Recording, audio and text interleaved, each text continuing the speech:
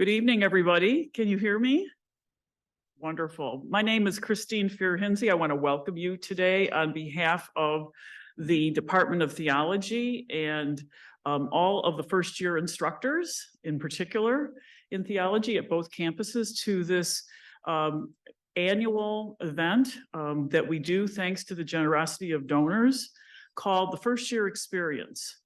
Everybody in first-year classes reads one common text, and this event tonight invites a distinguished expert from outside of Fordham to converse with one of our faculty colleagues about their work in relationship to the issues that come up in James Cone's text, Whose Earth Is It Anyway? Today, we're thrilled to have a very, very special guest with us.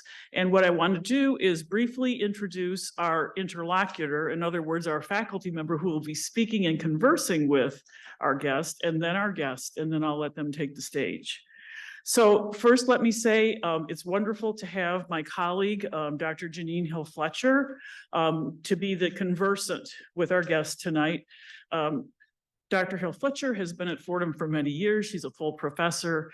She's done work in interreligious issues, which is one of the topics we'll discuss today, but she's also spent a lot of energy and passion on justice issues, both at Fordham and the community. She has recently been publishing on anti-racism. Her book most recently is called The Sin of White Supremacy, and she's working on a new book that actually delves into institutional accountability at places like Fordham and other Jesuit places for the sins of slavery, and it's called The Grace of the Ghosts. That'll be her forthcoming book. So thank you very much for being with us. Also a very terrific teacher. If you're at Rose Hill, you should take her classes. And now it's my great pleasure to introduce our guest, Reverend John J. Thatamanil. He is a professor of theology and world religions, director at Union Theological Seminary down the street here. His education was at Washington University and Boston University. He is past president of the Paul Tillich Society and the founding and current chair of the American Academy of Religion's Theological Education Committee. He frequently preaches and lectures in churches, colleges, and universities, both here and abroad. He also does co-editing, and he also writes for a number of public blogs. He teaches a wide variety of courses in comparative theology, theologies of religious diversity, Hindu-Christian dialogue, the theology of Paul Tillich, and many more, including ecotheology. He's committed to the work of comparative theology, that is, theology that learns from and with a variety of traditions. A central question that drives his work is this: how can Christian communities come to see religious diversity as a promise rather than a problem? I need to mention a couple of his books because they sound so fascinating. His first book was an exercise in constructive comparative theology, and it was called The Immanent Divine: God, Creation, and the Human Predicament, an East-West Conversation. My favorite is his second book. The title is Circling the Elephant: A Comparative Theology of Religious Diversity.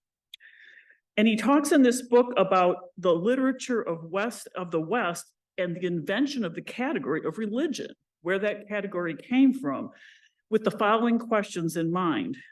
He asks, if religion is a relatively recent invention of the modern West, then can we apply that category to non-Western cultures and traditions? Can we really divide up the world into a set of discrete world religions? Does it still make sense to ask if the world's religions are paths up the same mountain or paths up different mountains? How should theologies of religious diversity be reconfigured in light of new questions and challenges? He's working on a third book now called Desiring Truth: Comparative Theology and the Quest for Interreligious Wisdom. And here he turns to comparative theology as a resource for addressing our contemporary context rife with misinformation, conspiracy theories, and alternative facts. So as you can see, we have an incredibly fascinating and learned person with us tonight. I will say no more except to say that I am incredibly happy to introduce and welcome, and please all welcome, Dr. Jeanine Hill-Fletcher and Reverend Dr. John Thatamanil. So I will give a thank you first to all of my colleagues who made this evening possible. I will give a big shout out, I think if I'm looking that way is the right direction, to all of my friends up at Rose Hill. And I will invite you to think together with us tonight about the text that we have read in common, the Reverend Dr. James Cone's Whose Earth Is It Anyway? So I know some of you may have it digitally, so you may be looking for it digitally, but otherwise I would invite you to unplug and take this hour to explore with me the mind of a great thinker and a wonderful human being, a friend for a long time, Reverend Dr. John Thatamanil. One of the things that I'm looking forward to is really having my roadmap of themes to explore from this text, but also at the end of our journey, hearing from you and hearing from you over at Rose Hill. So you will have the opportunity to ask some questions at the end of our conversation. I'd like you to be keeping track of those questions. And those of you who are up at Rose Hill, you will be writing those questions down and they will somehow magically arrive here at Lincoln Center, and we will field those questions as well.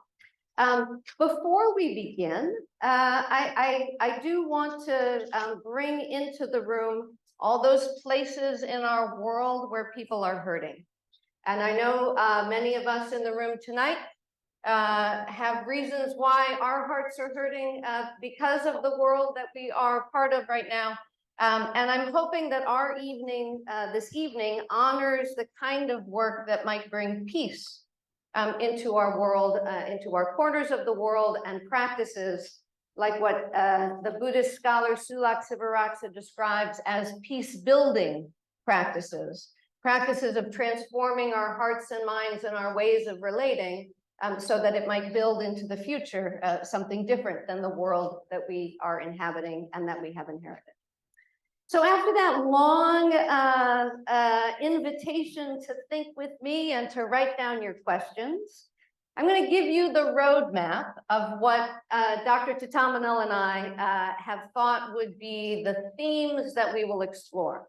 But John and I have been friends for a long time, and he has said that it's okay if I interrupt him and ask him to go in another direction. So I hope that that won't be like driving down a windy road. I hope that that'll be a vision of our exploration of this text, which will include questions about history, questions about the very category of religion and whether people who identify as religious could be helpful to the world that we live in right now and the climate crisis we're facing.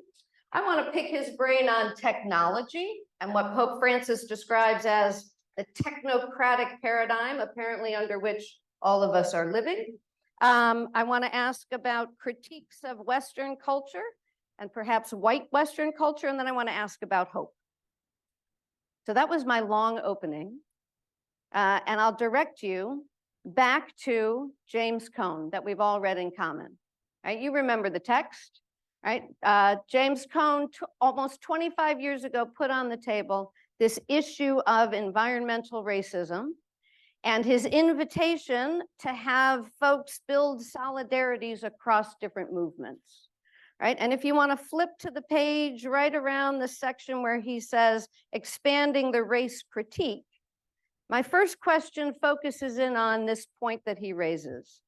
He's talking about our environmental reality and racism in our nation, and he brings those things together to describe the unequal protection against toxic and hazardous waste exposure and the systematic exclusion of people of color from environmental decisions affecting their communities.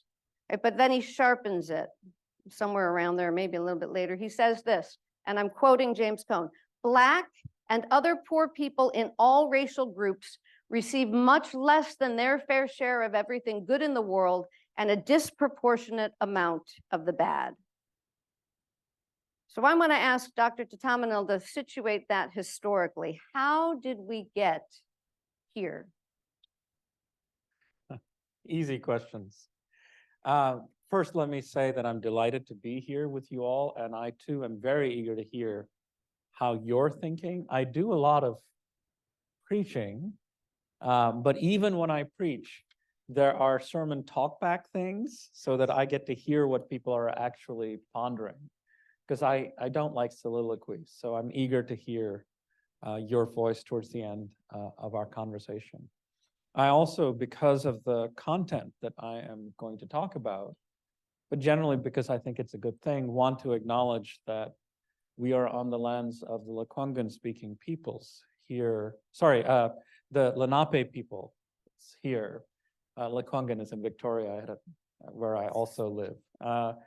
And there's a practice in Canada of acknowledging in any public gathering whose lands we're on, as a way of acknowledging our debts, acknowledging history's wrongs, and making a commitment to writing the future in a direction of justice. So want to begin that way. Now, I have to restrain myself from my enthusiasm about Dr. Cohn's essay. It's groundbreaking, it is fantastic. I want to really just focus primarily, to get us started, on that first paragraph, and then I want to do a certain rewriting of it. You'll remember how that paragraph goes.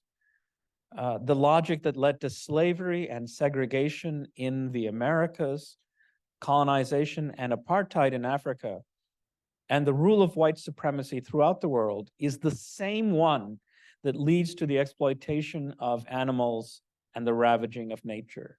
So he's saying there's a common dynamic at work, both in exploitation of each other and exploitation of nature. And then he makes this remarkable claim: people who fight against white racism but fail to connect it to the degradation of the earth are anti-ecological, whether they know it or not. And people who fight against environmental degradation but do not incorporate in it a disciplined and sustained fight against white supremacy are racists, whether they acknowledge it or not. Dr. Cohn is well known for not pulling his punches. So that's pretty direct. And I think that's absolutely on target, but I want to add one further issue on the table, and that is a critique of religious supremacy.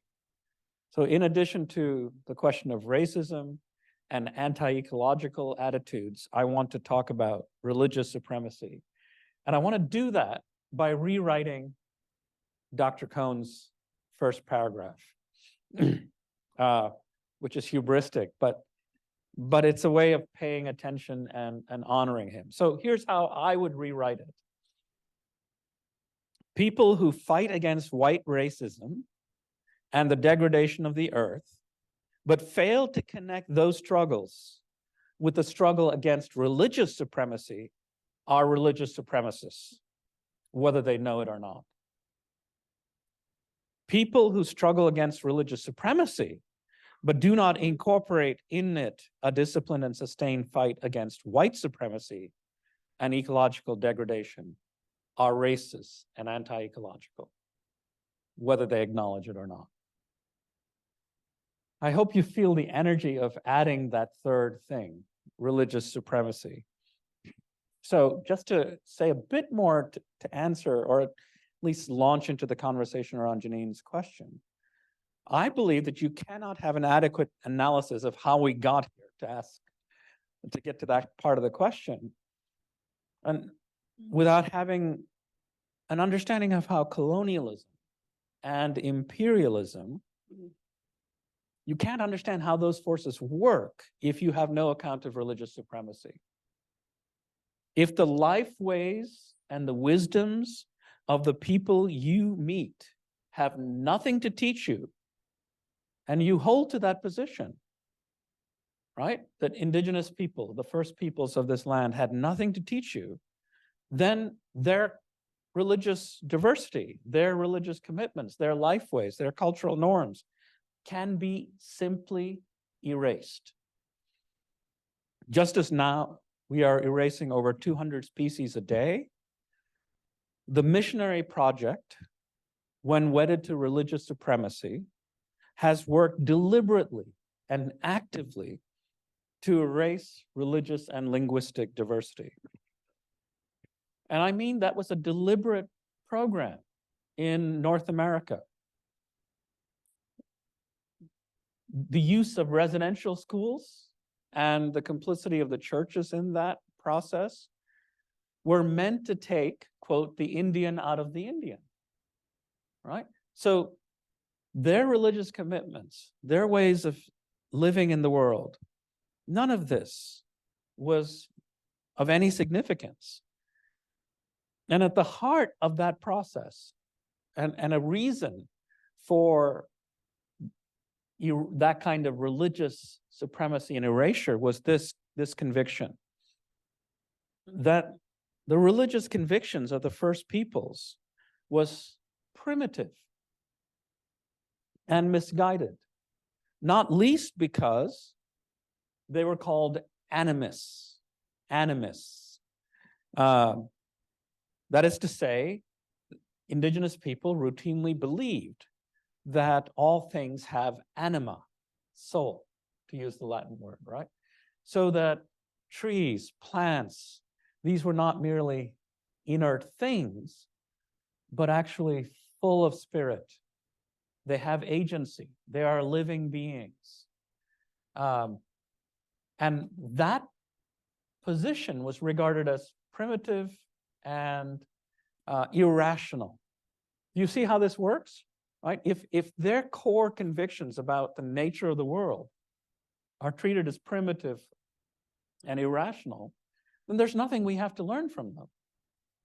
Their convictions have to be overcome or erased. So if land, trees, birds, animals are full of soul, if they are sacred in some sense, as indigenous voices assert, then it's not even wrong to see land, trees, plants as persons, as living beings. But if that view of the world were to take, then you simply could not treat nature as nothing but natural resources, right? So do you see how Cone gets it exactly right? It's the same attitude that objectifies and domesticates peoples, their traditions, and nature. All of this was rather intimately tied as a kind of coherent project in erasure grounded in religious supremacy. Can you bring us back to, and I need to push you a little bit already. You you use the term religious supremacy, but in the story that you're telling, if we're thinking about movements of European nations into the land that will become the United States, you're really talking about Christian supremacy. Absolutely. Okay. And when you talk about race and racism, we're really talking about white Christian supremacy, but there's a particular way that configuration was created in the modern period. So there's a rationality piece, right, that is sandwiched in the middle of all of this, right?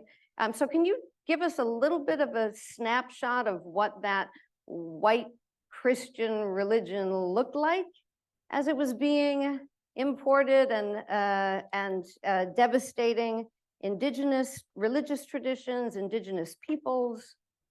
Yeah, so that configuration, but there's a logic to that, or there was a logic to that. And there's many things to be said about that question, and I'll get to them. But quickly, I do want to say that habits of religious supremacy are not the monopoly of Christians.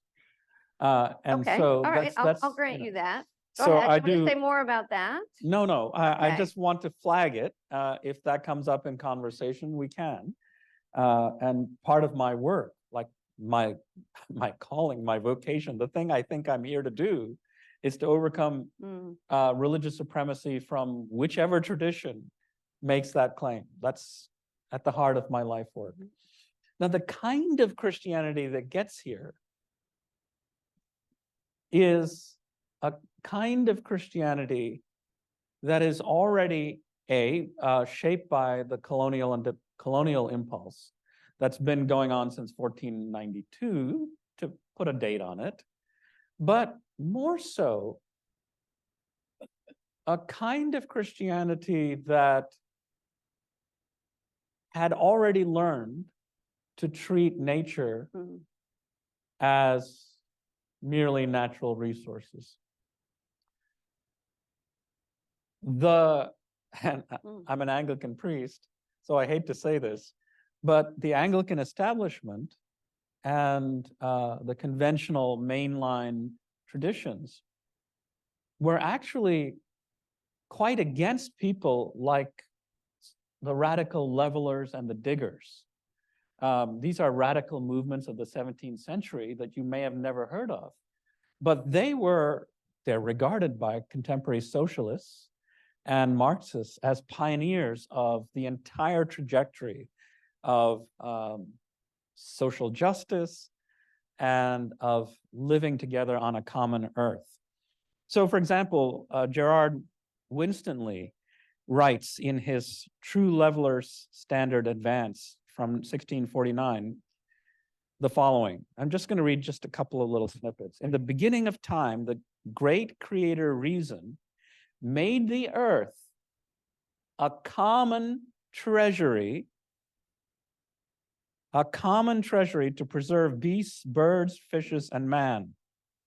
The Lord that was to govern this creation, for man had dominion given to him over the beasts, birds, and fishes. But not one word was spoken in the beginning that one branch of mankind should rule over another. Right? And then skipping a lot. And hereupon the earth, which was made to be a common treasury of relief for all, both beasts and men, was hedged into enclosures, the beginnings of private property, by the teachers and rulers, and others were made servants and slaves.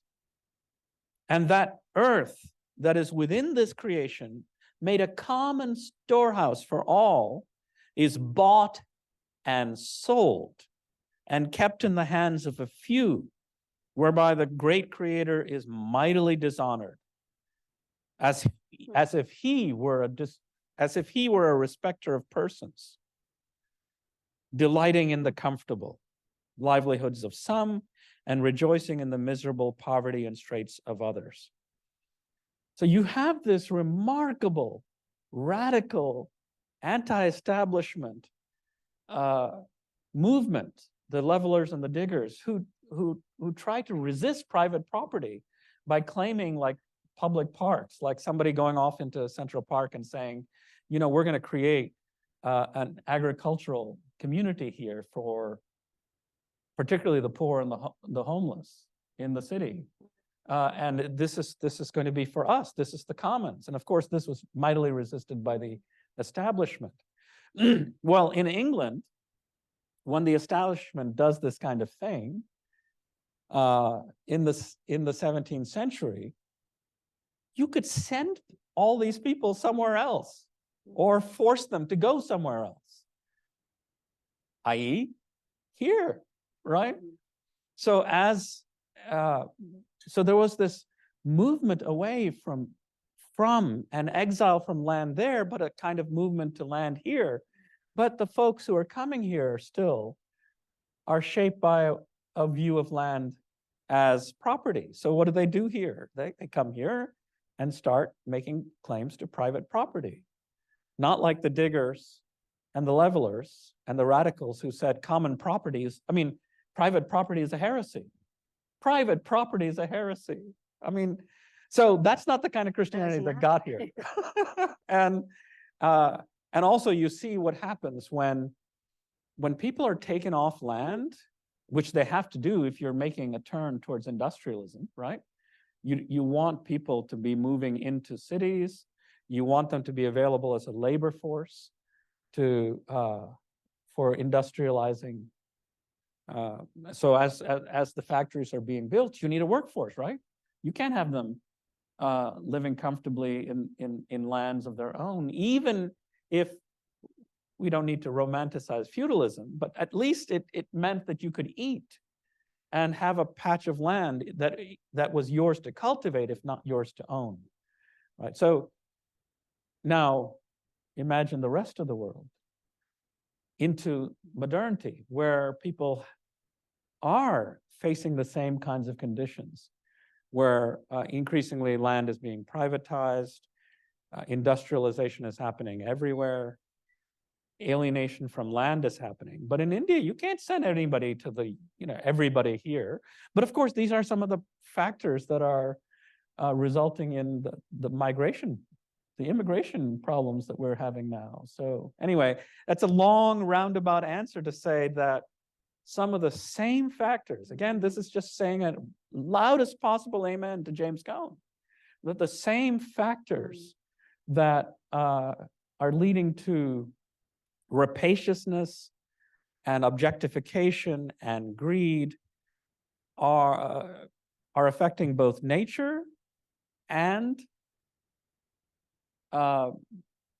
people regarded as non-white. And then those same objectification forces of what I call disenchantment, are also deeply tied to religious supremacy. All of these things go together. And you think you can't, if you think you can solve these problems without naming religious supremacy or Christian supremacy, but only working on ecological issues and only working on anti-white supremacy issues, you're going to miss a huge chunk of the dynamics that are in operation. So you are bringing into Cone's critique the concern about a kind of religiosity, right?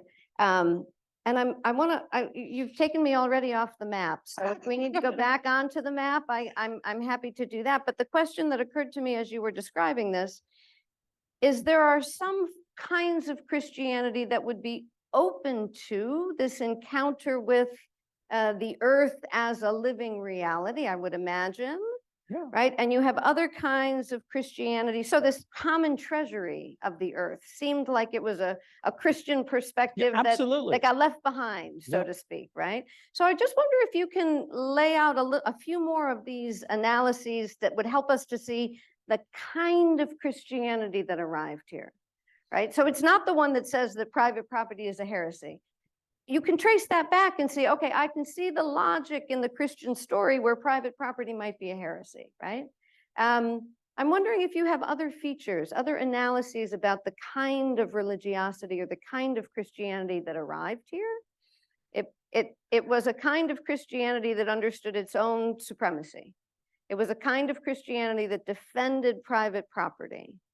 Can you tell us a little bit more about the kind of Christianity that was wrapped up in a scientific mindset in the modern period?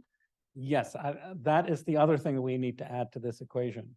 To be clear, in what I say next, I don't mean in any way to demonize the sciences, far from it. But I do want to say that the kind of Christianity that gets here is establishment Christianity, which largely, particularly speaking within the English frame, for obvious reasons, had made nice with the emerging political and economic establishment. And that emerging economic and political establishment basically accepted a certain kind of science. Or maybe we should say scientism. I'm quoting from the work of my friend Akhil Bilgrami, who teaches at Columbia. He's got a wonderful book called Secularism, Identity, and Enchantment. And I take his analysis to be on the nose. He says that what begins to emerge at the earliest moments of capitalism was a view of nature, let's call it a naturalism that excludes not merely transcendent and sacral properties, it excludes all properties not countenanced by the natural science. A simpler way of saying this is to say that a certain naturalism took over that said that there's nothing in nature that the scientists can't find. If the scientists can't find it, it ain't there in nature. Well, beauty? No, not there. That's something we project onto it, right? That's something, color. Oh, no. That's something we do, right? Color is something we see through the faculty of a particular kind of vision we have. A sense of mystery, a wonder? No. None of those things can be studied. None of those things are there. The objective vision of the sciences tells us what's there. And everything else is something we add, right? So any sense that nature has any properties that might be called sacral, mysterious, beautiful, lively, those are not really there, objectively speaking, right? So all that there is in nature are what the sciences can study. Now, of course, that's not a scientific claim. Do you see that? Like, there's nothing entailed in the sciences that says there's no beauty in nature, there's no wonder in nature, there's no liveliness in nature, there's no agency in nature. None of those things are scientific claims. So some people call this attitude scientism. It's not really entailed by the sciences. I'll just give you a little bit of a bigger snippet from Bilgrami. And don't worry about all these names. You may know some of them, but it's the larger point that I want to make.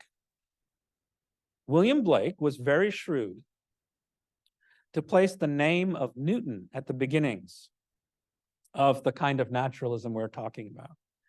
This is so despite the fact that Newton came a little later than such figures as Bacon and Hartlib, not to mention Descartes and Galileo, who had already declared nature to be bereft of any properties that were unconquerable by the methods of science. And then, listen to this. This is a doozy. Speaking of Bacon and Hartlib, both had in fact declared something that had integrated political economy with this metaphysics, claiming that as a result of stripping nature of such properties, it could now be stripped without qualm for extraction and gain as well, since it lacked any sacral constraints. Right? Well, if it has no intrinsic wonder, mystery, beauty, color, flavor, all the things that our bodies tell us are really there, right? We're not just making it up. Well, then nature can be reduced to natural resources. So you see how a certain kind of making nice and being allies between a certain kind of Christianity and a certain kind of science prepares the ground for coming here and then encountering people who say, these people have some weird ideas. Nature is is a thing. It has no life in it. You know, our younger brothers seem a little crazy. These are literally inconceivable notions for indigenous peoples from the Americas. One last thing. What view of God was part of all of this, right? Well, one easy way to talk about this is to say one of the most popular metaphors for thinking about God in this period, under the influences of science, is God as the watchmaker, right? You've all heard of this, right? Well, if we imagine nature as mechanism, not organism, not lively, but as, you know, an intricately organized watch, well, then there must be a watchmaker. But is the watchmaker present in the watch? Well, no. Maybe the watchmaker's genius is present in the watch, right? But not the watchmaker. So on this account, God becomes moved.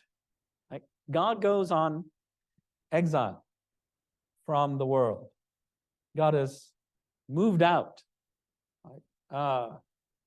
And to a transcendent elsewhere. And we get a discourse in which transcendence and immanence come into opposition, which is not traditional Christianity, in my opinion. I don't think you have to ever do a zero-sum game. But basically, you end up saying God is not immanent in nature, but like the watchmaker who is outside the watch, God is outside creation. But again, if God is outside creation, then creation gets desacralized and conveniently becomes handy for capitalism. You can do with it as you please. So that's the kind of analysis I would offer. Yeah. You got a great analysis. I've got capitalism, scientism, racism, extraction, private property, religious supremacy, right? But that moment that you just brought us to, I think I'm with you, right? This sense that we hear, oh, God as watchmaker, right? And we think about God as transcendent and beyond. But you've asked us to think critically about that inheritance. And so I'm curious what you might offer in its place, right? Is God immanent then and running through nature as an organism? What does it mean to think of the natural world as organism? And where would God be in that? And where would humanity be? And we're way off the map, but go ahead. Yeah, you know, I can't help but think of the verse in the book of Acts where Paul is speaking in Athens at the Areopagus and says, even to pagans, right? And he's presenting the gospel to them. And he says, your philosophers speak of God as the one in whom we live and move and have our being, right? God is the one in whom we move and live and have our being. Hardly a God somewhere else. It's really hard to picture the God. So this is from the Christian Testament, the God in whom we move and live and have our being. And then how did Christians get to the point where they said, oh, no, God is watchmaker, so that's okay with us? That's a long trajectory. But remember, this is, for me, a fantastic interreligious moment, because this verse, which for many of us is our favorite, is Paul quoting Epictetus, right? So, like, literally, it's an interreligious moment in the Christian Testament. So, to try to give an account of our traditions as though our religion, our traditions were sort of like impermeable boxes, and nothing from another tradition can get in, and nothing from your tradition can get out. It's totally a fake way of viewing religious traditions. All our traditions are profoundly shaped by their encounters with each other. But that's also the way that the Christianity that arrived in this place understood its religious tradition, not open to the wisdom of the indigenous peoples, right? That's right. So how would you picture, you can take this one in either direction, how might that encounter have been different?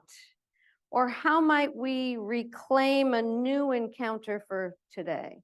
So how might, like, could that vision of a God in whom we live and move and have our being have been integrated with an encounter with the peoples who were part of this land? Or I imagine the Christians who arrived were too far in that scientism and that watchmaker and that way of thinking. Well, I mean, even American Christianity is more complex than all of that. I mean, establishment Christianity maybe, but you had voices like Anne Hutchinson and then, of course, all the the folks like the transcendentalists, Emerson and Thoreau, right? There's a lot in American religion that has a powerful capacity to recognize nature as sacred. And that's all in our DNA in a certain sense. It's part of our cultural inheritance. So I don't want to say something too facile, but I am deeply shaped. And I can't talk about this without getting a little verklempt. So,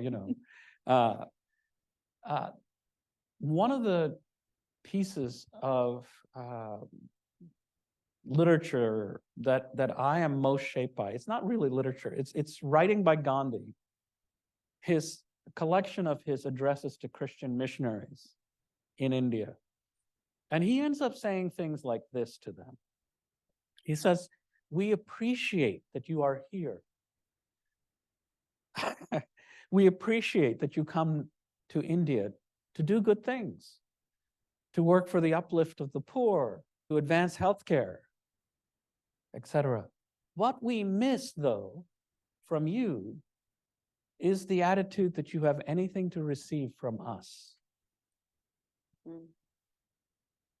Think about that for a moment. Mahatma Gandhi is pleading to missionaries to show a little reciprocity. Like, maybe you have something to receive from us. And he's saying that when you come to an encounter in such a way that you assume that you have something to give, but the other has nothing to give in return, you are violating them. Absolutely, that's a violation, right? So Gandhi calls for what I would call a hospitality of receiving. Not just the hospitality of giving, right? Which is great. It's always nice to give things to people, and it is a way of being hospitable. But there's also a profound hospitality in receiving. I mean, you all know that you've met people that are really awkward about receiving gifts. Like you're trying to give them something and they're like, kind of freak out. Well, that interrupts the relationship, right? So one of the wonderful things that you can do to be a hospitable person is to receive. Well, you can't engage in a hospitality of receiving if you are steeped in a mentality of religious supremacy. Do you see what I mean? Like, what would you have to receive? My tradition is in every respect better than yours. You have nothing to give me. So Gandhi imagines this possibility of missionaries who come with a different attitude. And of course, one of his greatest friends, E. Stanley Jones, was an evangelical missionary who demonstrated just this kind of receptivity and was an amazing figure. So I imagine, obviously this is an exercise in counterfactual imagination, right?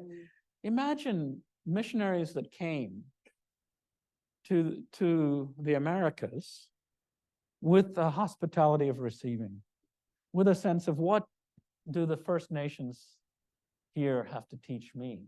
And among the things they might have taught them is a recovery of a Christianity that hadn't learned to desacralize the world yet. So I think our traditions can be helped by each other. So I think an encounter with indigenous traditions, with Buddhism, with Hinduism, can recover in us capacities to recognize submerged, suppressed, repressed elements of our own tradition. I mean, if you've had even the slightest bit of church or read a tiny bit of the Hebrew Bible, you know that the Hebrew Bible, particularly the Psalms, are full of nature praising God. Nature isn't like dead. It isn't, inert. It isn't mere matter in motion. It sings the Creator's praises. That's in our tradition. It's not like we have to, go elsewhere to find it, but sometimes you do have to go elsewhere to be reminded about what's in your own tradition. You have brought me to a place where I want to just ask you to make sure, I want to ask so that I make sure I'm hearing you correctly. You continue to ask us to recognize patterns that desacralize nature. when you use that term, are you asking us to see nature as sacred? And if so, I want to move into this reciprocity. Can you walk us through the opportunity of resacralizing or recognizing the sacredness of nature that might come from a reciprocity of human and nature, but also a reciprocity of people of both diverse faiths and perhaps not shaped by any faith? Like, what does that look like to resacralize nature in our moment, both in terms of the human encounter with nature and the human encounter across religious difference? Way off the map. Fantastic question. Let me just, I wanted to share this tiny thing with you. So recently, just recently, I read and was part of a book group discussing a young adult novel written by a Canadian author called The Marrow Thieves. It's an astonishingly daring book. It's cli-fi, climate fiction.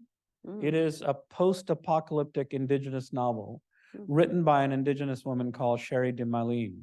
The conceit of that book is this, that things have gotten ecologically so devastating that people have become so distraught, so overwhelmed by disease and the derangement of nature, that, and so overwhelmed by it all, they've lost the capacity to dream.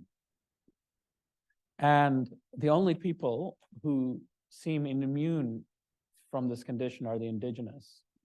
So the old residential schools are reestablished and people are hunting down indigenous people in order to extract their marrow, in order to recover the capacity to dream.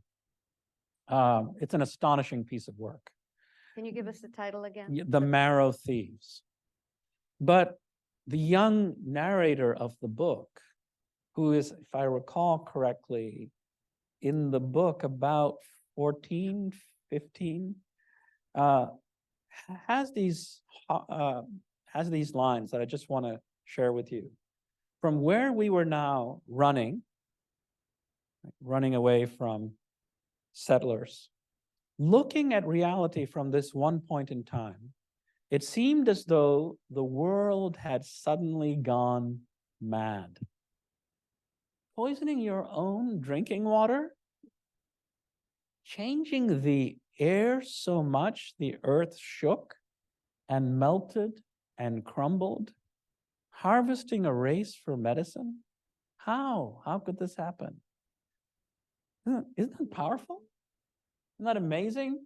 It captures in like a couple of sentences the sense that we have gone mad, that there's something about the ways in which we're living that are so out of whack with reality that a species engages in poisoning their own drinking water. Right? So I wanted to capture that to sort of say, part of what we need from other voices and other traditions is sometimes calling us back to our senses. Like, what the heck are you guys doing? And so I think this is another way in which indigenous traditions are functioning as givers of gifts, calling us back to our right mind. But now you're asking, well, what kind of Christianity? I want a little bit of a picture of what this reciprocity might look like as we attempt to see again the sacredness of nature. What does that look like for the human encounter with nature, and what does that look like for the human encounter with one another? So I think this would be a good time to turn to the poem that all of you have. I'll indulge me because I love it so much. I want to read it out loud, even though you already have it. This is not to, say I have any particular powers of reading poetry wonderfully, but it's just a gorgeous poem. St. Francis and the Sow. The bud stands for all things, even for those things that don't flower. For everything flowers from within of self-blessing. Though sometimes it is necessary to reteach a thing its loveliness, to put a hand on its brow of the flower and to retell it in words and in touch. It is lovely until it flowers again from within of self-blessing.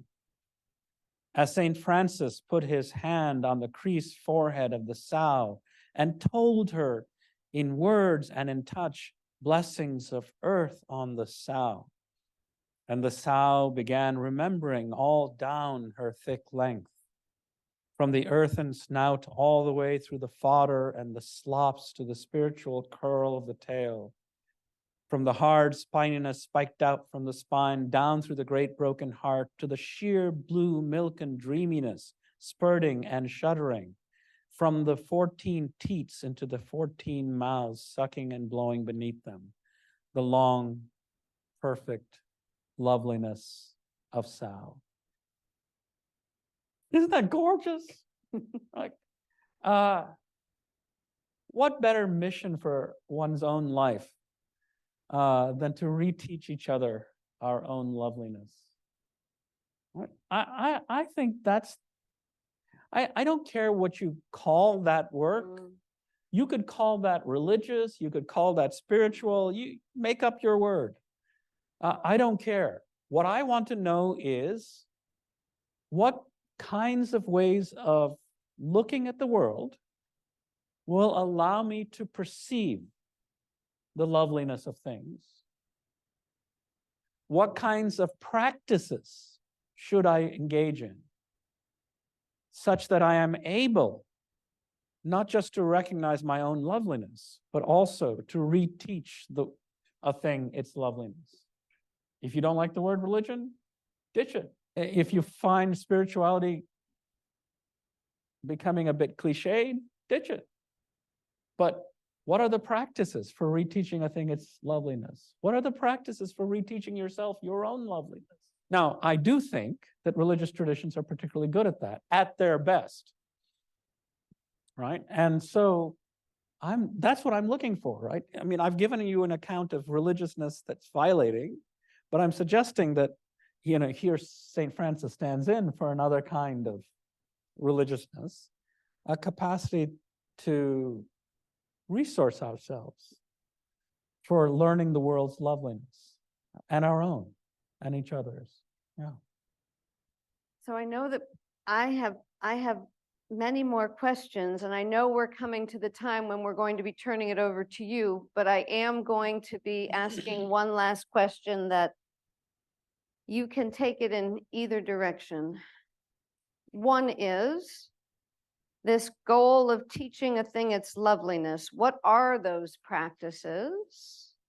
But how do we engage those practices when most of the time Yeah. we are teaching ourselves something else, which is a little bit more like consumption and I don't know what, extraction and private property and all of these things. So I'm drawn by this opportunity to look again at practices that we might find in religious traditions in teaching a thing its loveliness and ourselves that loveliness, but I'm stuck with the reality that that's not necessarily the world we inhabit.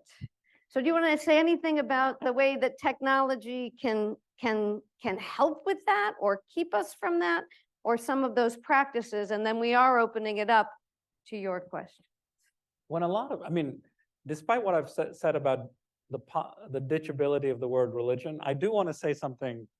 When people tell me that they're not religious, that they don't have any particular practices that they cultivate, I laugh. I mean, like, no, you have your liturgies, you have your practices. I do too. And doom scrolling and social media addiction. These are your practices and liturgies. These are the ways in which we are being formed, or we're letting ourselves be formed.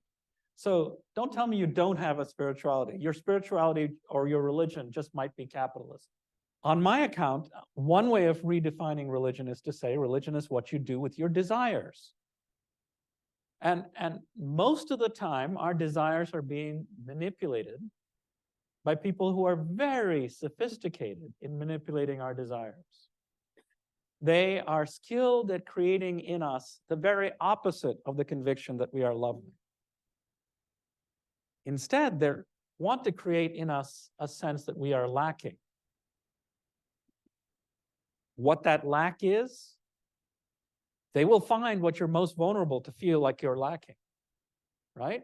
If you have issues around appearance and you live in a gendered culture where appearance and body image has toxic effects, particularly on women, then your social devices will already know that. And a lack around that will be great. It'll be great for Estee Lauder and whoever else wants to huck you, their products, right? Because capitalism requires insecurity and lack. So you are either going to take charge to some extent of the ways in which your desiring is being shaped by market practices and advertising culture, or you're going to hand your desires and your life over to those ways of forming selfhood. And that will become your de facto religion. So I think technology has a powerful role to play and is playing in shaping our desires.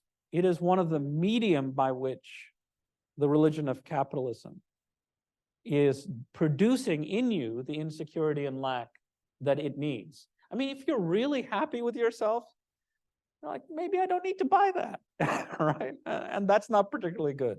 The philosopher Astor Taylor, an activist, makes this point that we live in the age of insecurity, and that capitalism is designed to keep you perpetually insecure. And this also plays a role in the inegalitarian structure of our society. You can't actually have really robust social safety nets, because then you might actually feel like a little bit secure, right? So you won't stay on the hamster wheel if you're feeling a little bit secure and lovely. So you might think that this phrase, reteaching a thing its loveliness, is cutesy. It's radical. Do you see what I mean? It's a radically anti-establishment, anti-capitalist practice to know that you are beautiful, that you are inherently lovely, just as you are, without buying a single damn thing, right? That's countercultural. I wish we had practices for doing that, and we do, right? So we have practices for contemplation, for meditation, for reteaching ourselves our own loveliness and receiving the gift of being in our own bodies instead of being perpetually distracted and deluded and kind of deranged. Yeah. Mindfulness practices, and even the apps can help, right? There are a lot of my friends who are seriously into calm, and I'm not going to critique that because they're using tech against itself, right? They're using tech in some ways to generate ways of grounding themselves.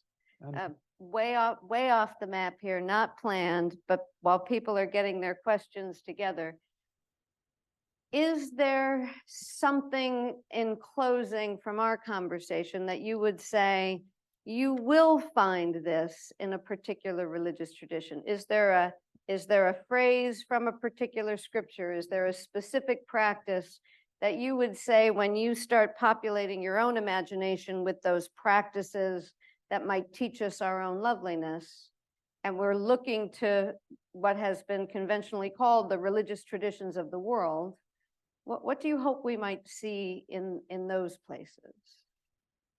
So first, I really do think that it's important that our learning from is always, as much as possible, intimately tied to learning with, if and when possible. Because otherwise, you might be making off with other people's spiritual goods, like a kind of spiritual capitalism. Where you're like, that's nice, I'll take that from them. Well, right? That's like religious appropriation. So whenever possible, it's important to be in relationship with the people you want to learn from. Mm. But that's not hard. Not a, whenever I move my arms like this now, I get kind of nervous, because it's like, you know who, 45 with his arms. So anyway, I have to more expansive arm movements. Anyway, you see what I mean, right? You look at you. This is a religiously diverse room. You don't have to go to India to learn from Hindus. You got Hindus in this room, right? So the idea that interreligious learning now has to be some kind of exotic thing. No, it's your day-to-day life with people you know and love. So they are your resources for learning things you need to learn. Your own friends are. And your extended neighborhood communities can be too. So that's just one thing. Otherwise, there are some real dangers. But you've seen me go on about how much I'm learning from indigenous traditions. That was not supposed to be a thing for me. I did Hindu and Buddhist traditions. I learned Sanskrit. But as I've been working on ecotheology, the indigenous traditions and their wisdom have impressed themselves upon me. And a few years ago, I brought Robin Wall Kimmerer to Union Theological Seminary. And you can look up my conversation with her on YouTube. Just put in Kimmerer. She's the author of this beautiful, gorgeous book called Braiding Sweetgrass. And that book, through word of mouth, mind you, emerged in recent, last year, back onto the New York Times bestseller list, entirely because people love that book so much. And from her, I'm learning tons. She points out that indigenous language, particularly her own Potawatomi, which is part of the Anishinaabe peoples, grammatically finds it almost impossible to say it about the natural world, right? Whereas for us, trees are its, basically every darn thing is an it. Trees are its, plants are its, but not in the grammar of Potawatomi. She speaks of this as a grammar of animacy. These are beings. They are our kin. They are not its. It's like calling your grandma an it. This is literally one of the examples she gives, right? Imagine that your grandma sitting, is in the kitchen cooking, and you're like, oh, she's doing such, not it. It's doing such a great job cooking. No, you see what I mean? There would be a revulsion that you're objectifying grandma. But in indigenous imaginations, there's a similar revulsion around objectifying plants and trees. So a grammar of animacy, wow, what a gift, right? I don't have a grammar of animacy in my tradition. Even if there is a kind of gift around imagining nature as sacred or infused with divinity, the grammar of animacy is a particular gift. I think each of our traditions has these particular gifts to offer us. I mean, Buddhist traditions insist that the very idea that anything at all exists apart from its relation to every other thing is a core philosophical, theological, spiritual mistake. The idea of independent existence, that I could be apart from you, that is the core mistake that is haunting us. The incapacity to understand our thoroughgoing relationality. No tradition articulates that particular insight with the precision, with the philosophical rigor, and the accompanying spiritual disciplines as forms of particularly Madhyamaka Buddhism that I study. So each of these traditions has, I think, profound gifts. And we do too. When you start recognizing the particular gifts of traditions, you do get to ask yourself, well, what does my tradition have? And I think, speaking in particular out of the Cone tradition, the commitment of the Abrahamic traditions to liberation, to broad conceptions of social justice, that's a particular gift. And that gift is being received by, for example, Buddhist traditions, like Thich Nhat Hanh generating engaged Buddhism, a kind of socially activist or B.R. Ambedkar in India. So there are gifts that we have to offer, but just because we have gifts to offer doesn't mean we are superior to these other traditions. I think we better turn it over to questions if you want to field them for us, Dr. Zenner. Great. Thank you both so much. Let's give a round of applause. And how this next phase will work for the next 20 minutes or so is that in this room in McNally, two of our fantastic theology majors and minors will take these mics around. If you've got a question, a comment, a reflection, mostly in question form, or yeah, I would love to hear more about this, say more, Dr. Thatamanil, please feel free to voice those questions and encouragements. So that's what we'll do. So could I get two of you guys to carry the mics? And here the only catch is just turn the mic button on. Push it up. Hello. Well, my question it kind of gets into what you were talking about with Gandhi and also colonialism and religious superiority. Do you think Christianity and Christians should continue to proselytize? And if so, how would they do that without invoking religious superiority or losing too much religious diversity? That's a good question. Great question, and I hope your professor gives you extra credit for being the first person to ask a question. And a good one. And a good one, yes. So I do think that I don't like the word proselyte. I can't even say it. You said it better than I did. I can imagine an exchange between traditions as a meeting of reciprocal gift giving. So I share with you what I take to be particularly compelling about my tradition, but only so long as I stand prepared to receive from the gifts of your tradition. There's no reason that this has to go one way anymore. And a number of theologians working on theologies of mission are increasingly saying things like, well, let's remember that mission is something that God does, not the church does, not the institution does. And what God might be doing in this particular age is drawing us into intimacy and into friendship. And the question is, how do I serve that mission? Not the mission of making more Christians. For example, it could well be argued that Gandhi is himself an excellent example of what ought to be the fruit of Christian witness. A Hindu disciple of Jesus. He didn't convert, but he was arguably, Martin Luther King Jr. was in particular eloquent in saying this, the greatest Christian who ever lived.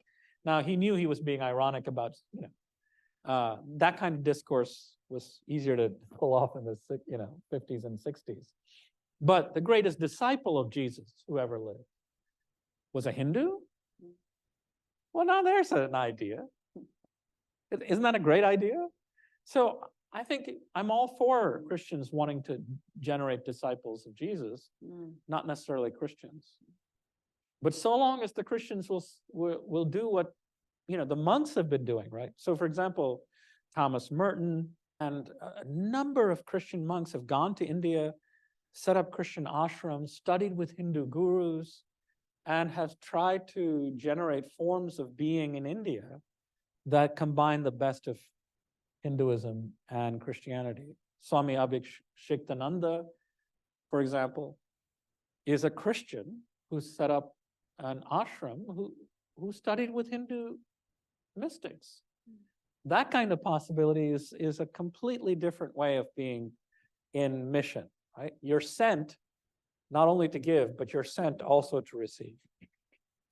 Excellent.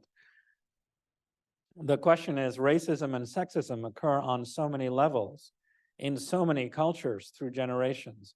How can I avoid being engrossed by or formed by these mindset patterns? Okay, so that's a brilliant question, right? Because the questioner is already recognizing that they are being formed by practices and institutions and social norms and colorism and all the kinds of ways in which our society is structurally shaped by racism and sexism.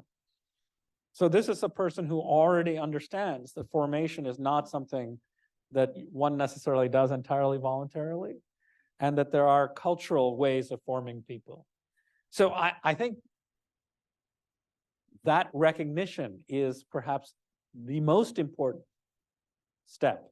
Because if you don't recognize this, or if you contest it, you're already on the defensive, right? You're already on the back foot saying to people, oh, no, that's not me. I'm not racist. What? In a thoroughly racist society, you're not racist? Good luck with that, right? A thoroughly sexist society, you're not sexist? No, these are not possible things. What you can do is to set up practices of countering those, but acknowledging is the first step. I mean, think of the ways in which, to some considerable extent, radical progress has been made on anti-homophobia issues. Now there's, of course, a backlash, particularly transphobia. It's horrible.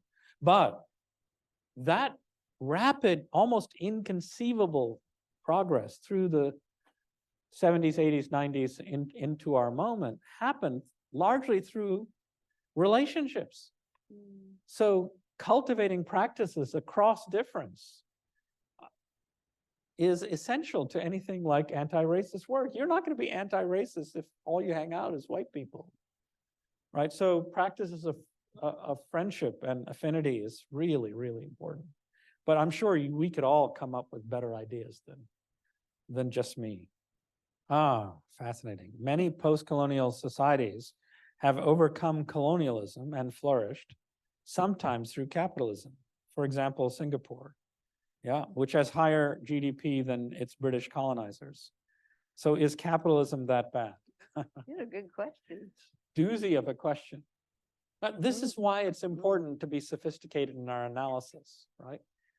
Of course, it cannot be contested that capitalism has globally generated per capita more wealth than any other system in the history of human economic systems.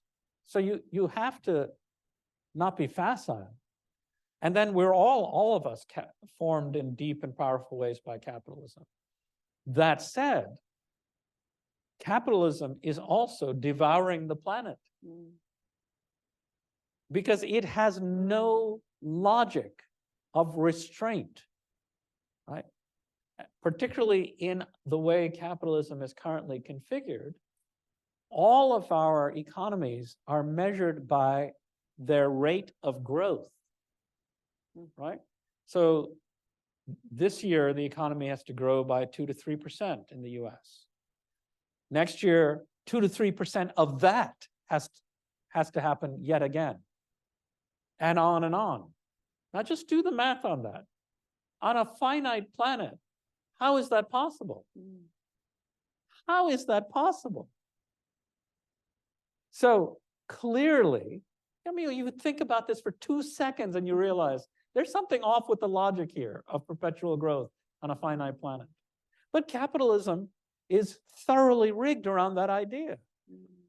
So it is, of course, going to raise standards of living in some contexts, but usually asymmetrical, and usually for a while before the structures start eating themselves alive. So good for Singapore now. Yeah, I don't want to say more about what might happen later.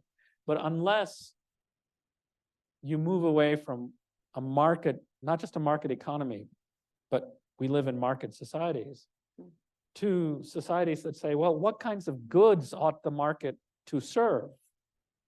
We're going to be in big trouble. We already are. I mean, we're watching Brooklyn, parts of Brooklyn be flooded by the results of a kind of, economic system that's eating the planet alive. Many of you are dealing with ecological grief. Young people in particular. Therapists are having to retool themselves because young people are showing up to them and saying, well, I mean, my life is fine. I don't feel particularly bad about the conditions of my life. I have good friends. I have networks. I like what I'm doing in college. But I'm haunted by what's happening to the planet. And so therapists are having to do this work of dealing with eco grief. So your grief is telling you, this ain't right. There's something wrong here. So that's the starter answer to this brilliant question. Two great questions. What is the most important ritual in your day? Well, it's a very personal question. But among the things that my spiritual director is trying to teach me is that I can be praying at any moment. In fact, in every moment. One of the things I'm doing is saying one of the sayings that Jesus uttered on the cross. Whenever I happen to think of it, whenever there's a little pause, I say, into thy hands I commend my spirit. It's so grounding to be called back into intimacy with the holy. I don't just have to live my life in this constant frenzy. Just a moment of interruption. Walking to the Lincoln Center campus. I'm giving a talk. I want to be present with you, and I want to really see you. So multiple times on the way here, I said, into thy hands I commend my spirit, with a little hope that I would be somewhat more present to you and be able to recognize your own gorgeous loveliness, to use the poem. And boy, do I see it. You guys are resplendent. So that's my primary practice right now. And how did you realize that you wanted to work with religion? I was going to, from my 20s, even late teens, I thought I was going to be a priest for my Indian Christian church, which is a church called the Martoma Church. Martoma means St. Thomas. There's a tradition in India that Thomas, the doubting Thomas, came to India. And I just grew up in a family where we took religion seriously, but it was never fundy. It was never fundamentalist. It was never anti-intellectualist. And it was always justice seeking. So I didn't have that sort of experience a lot of people do, which is to have a lot of bad religion forced down your throat. And then you realize, well, it doesn't have to be particularly this negative. There are actually redemptive forms of religiousness, right? And then you mourn all the spiritual and religious views. You get over that, you never do. And then you find social justice and liberative forms of religious traditions. I didn't have to do all that work. I was spared it. So in a way, I'd say it was just a gift of my family. But I thought I was headed to the parish, the congregation. But then in grad school, my mentor cornered me and said, John, you need to be teaching this stuff. And I said, me? I didn't believe it. And he said, no, you really have a gift for teaching. And I said, oh, yeah, I bet he tells this to all the boys and girls. I mean, I'm a first generation immigrant, right? My parents never finished college. Mom has an associate's degree. Dad doesn't even have that, right? So I was not to the manner born. So when somebody says you should do your Ph.D. and teach, I'm like, it took my mentor a while to persuade me. And thankfully he did. And I have loved this work. Both, and then by the way, I did also end up getting ordained. So I am doing both my work as an Anglican priest and as an academic. I was going to ask, in respect to the Cone article, since we talk about like the relationship between race and nature, do you think presently, like in modern day, we can say as a society we've progressed due to secularity, or just got better at hiding it over time? What was the last part? Do you think we've progressed as a society due to secularity, or just got better at hiding it over time? One of the rare gifts that I have in life by being over at Union is that in my class sits Michelle Alexander, the author of the book, The New Jim Crow.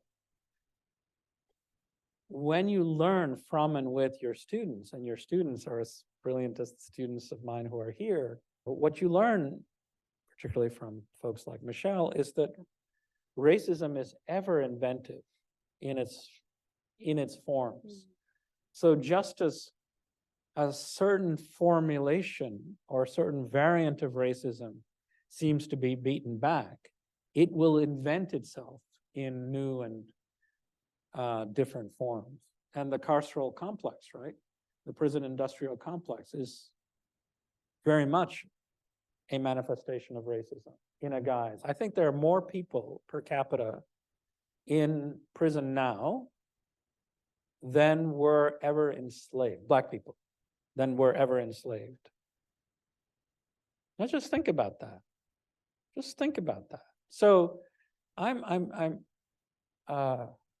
you say things like that, you have to have a sober accounting of human fallibility.